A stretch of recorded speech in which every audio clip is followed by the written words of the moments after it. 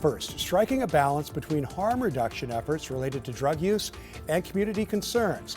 That's the needle Multnomah County commissioners tried to thread this week with a unanimous vote. It's our big story tonight.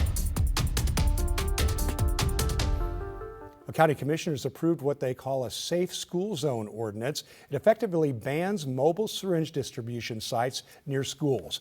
But the ordinance will actually end in just 18 months. Celine Stevens is near Lincoln High School in southwest Portland tonight to explain. This new ordinance is pretty straightforward. All it means is that mobile needle distribution programs cannot happen within 1,000 feet of a public or private K-12 school within the county, all to keep families safe. I think it's perfectly reasonable. It's common sense. It's not prohibiting it altogether. It's just not within 1,000 feet of a school. Thursday, Multnomah County Board of Commissioners passed an ordinance establishing a safe school zone. The ordinance is adopted.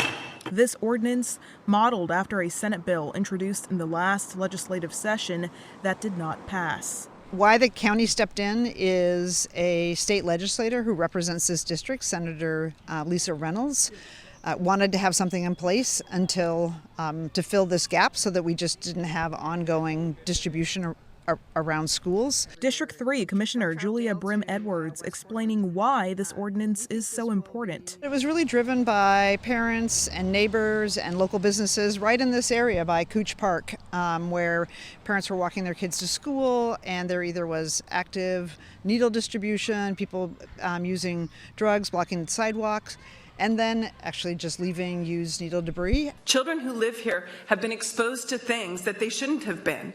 Things that in all my life that I didn't see until I came to Portland as an adult. The policy supported by elected officials as well, including mayors of Portland, Gresham, and Troutdale. We think it will make all citizens of the county safer. I think the distribution of syringes does have a public purpose, but near schools, no.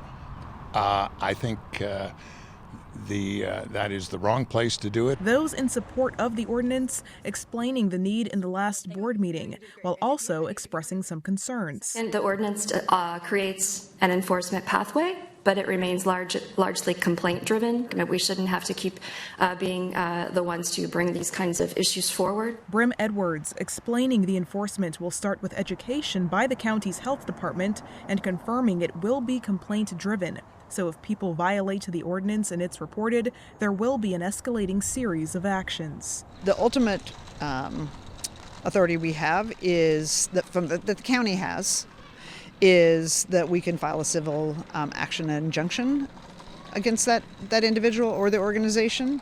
When it comes to the cost of enforcement, the health department projects it'll all cost up to nearly $160,000. Now, this sunsets on January 1st, 2028, but that's because the ultimate goal is for the state to take action and pass a statewide ban on all this. Enforcement begins on August 24th. In Southwest Portland, Celine Stevens, KGW News.